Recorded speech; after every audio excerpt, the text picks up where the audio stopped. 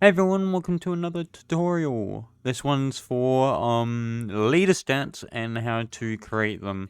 This one does not include data seeding. This is just purely the leader stats itself. I'll have a data store tutorial later. And yeah. So pretty much what leader stats are is if you jump in a game, you may actually in some cases you may see other games have them. But if you press tab on this player list here, there would be wins, kills, wipeouts, something like that. I don't know if newer games usually have these anymore, but more older games did have these and they were actually quite useful. So we'll be creating it. I'm just gonna go through and whiz through it, and then I can explain what each thing does. So we need this for every player in the game. So what I'm going to do is first up get a player added connect function. So this is when the player joins the game. That's what this event does. I want to create a folder inside the player called Leaderstats, and then anything we put inside that folder will be on the leaderboard. Or it's going to be like a number value, int value, ball value, anything like that. Oh, I shouldn't, not ball value. I think it's only number value, int value, and string value that register in the leader stats. So, as I said, let's create a leader stats folder. I'm just going to call it leader stats. This is going to be a folder. You don't want to use the second argument of instance.new. And what instance.new does is creates a new object given the class name that you want to create. So that means you can create parts, you can create cameras, you can create like lots of different things. If you click the plus button here, you can pretty much create everything here. So yeah, but what we'll be doing is creating number values, int values, and we probably want to do a string value.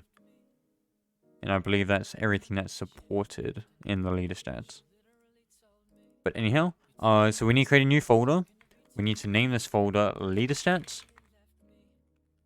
And we're going to parent this folder to the local player.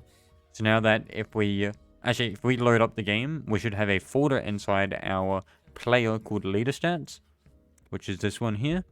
And for testing purposes, let's add a int value in it. So now we have a value in our playlist. And the name up on the top here is respective to this value's name. So if I change this to like, let's say coins, I take it out, put it back in. It's now called coins. And then I can change this value to match whatever I want in there. Now, due to replication stuff, which we'll talk about later, so client-server model, this is only visible for me because I am doing it on the client. So if I jump to the server side and I have a look inside this folder, it has not created that value on the server side. So that is what our script is for on the server side script. We need to create stuff on the server, which copies to everyone in the game. So let's do that. Let's create a new coins value. And that was a int value. A int value has a maximum value of 9.39 quadrillion. I think that's the value. Some number quadrillion.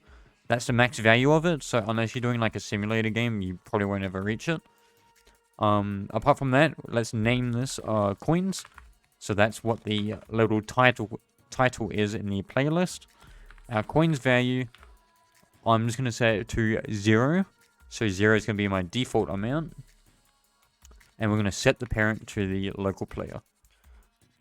So now if we try launch the game, we have a look under our leader stats. So we've got nothing there. So actually I parented it to the player, which was a mistake. That needs to go inside the leader stats for it to register like that. Let's go back and fix that. So instead of local player for this coins value.parent, let's go put it inside the leader stats.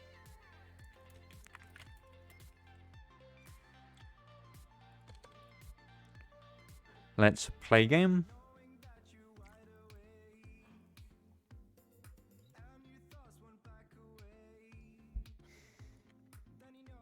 Now if I have a look inside my plays here, we have leader stats, we've got coins, and that is registering on the list there. Now we can create multiple values. The order will change depending on when you add these in. We can test that. So let's say I want to have a wins value this time. Let's do all of that. Let's set that to wins. And let's play again and see which one comes first. So we create our coins value first, and then our wins value. And because we created our coins value first, well, actually we parented it first to the Leaderstats folder, it's going to be first in the playlist. So if I want wins first, I would go back to my Leaderstats script, and I would swap places with that. Primarily, you want this dot parent to be first, so before this coins value dot parent one. So that way, the wins value is on the far left, and then it starts adding things on the right. And what we can also add is a KOs value. Or actually, we'll do kills value. And we're going to name this kills. And if we play the game,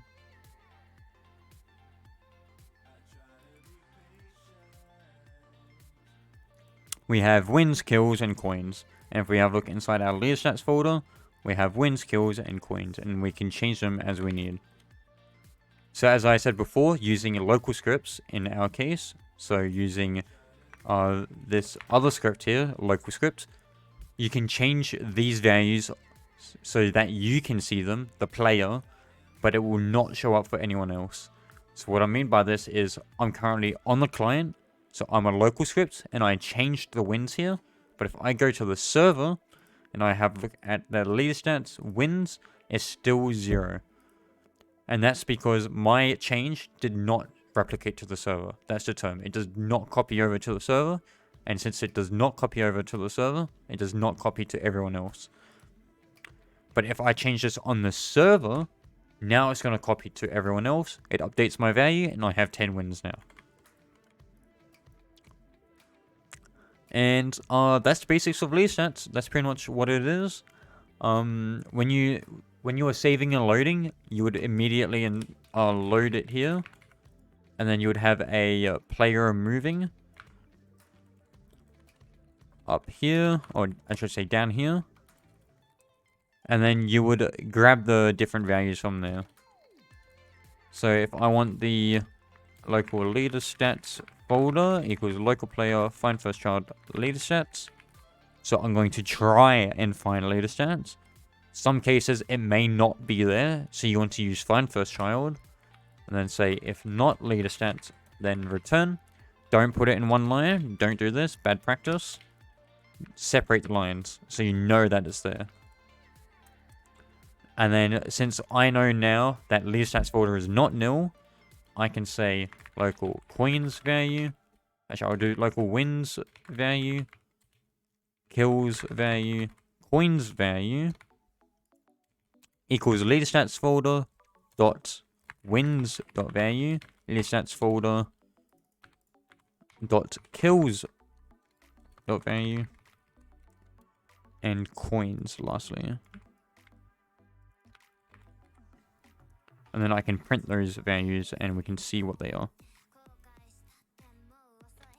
So if I print wins value,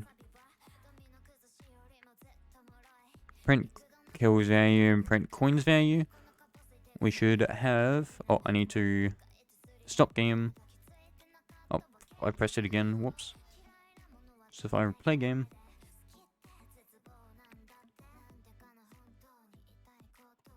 we should have our values there. If I leave like this, it should print all zeros because our kills, wins, and coins are 0.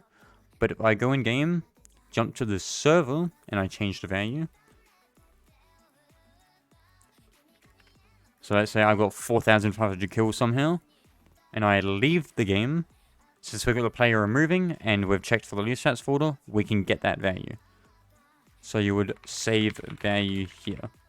So that's if you want to try go to data store right now. That's up to you, or you can wait until the tutorial, which I don't know when that is, but hopefully I do add that later on. But yeah, that's the basics of Leaderstats, and that's one way how you can access them. You can put that in any script, And yeah, hopefully you've learned something here about Leaderstats and how to do them. And instance.new, something new. I'll be using that more and more often throughout the series. So you'll naturally get used to it by following along and learning from the code. So I hope you enjoyed, and I'll see you in the next video.